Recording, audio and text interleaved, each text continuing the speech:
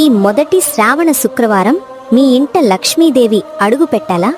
అయితే ఈ ఒక్క వస్తువుని అమ్మవారికి తప్పక సమర్పించండి. శాస్త్రాల ప్రకారం ఉప్పు సాక్షాత్తు మహాలక్ష్మి స్వరూపం. ఈ శుక్రవారం మీరు చేసే పూజలో అమ్మవారికి కొద్దిగా కల్లుప్పుని నైవేద్యంగా పెట్టండి. ఇలా చేయడం వల్ల మీ ఇంట్లో ఉన్న ఆర్థిక ఇబ్బందులు, నెగిటివ్ ఎనర్జీ తొలగిపోయి ధనానికి లోటు ఉండదని నమ్మకం. అలాగే వీలైతే ఒక్క తామర పువ్వునైనా అమ్మవారి పాదాల దగ్గర ఉంచండి. తామర పువ్వు లక్ష్మీదేవికి అత్యంత ప్రీతిపాత్రమైనది. ఇది మీ ఇంట్లోకి అష్టైశ్వర్యాలను ఆకర్షిస్తుంది. ఈ సమాచారం నచ్చితే కామెంట్స్లో జై మహాలక్ష్మి అని టైప్ చేయండి.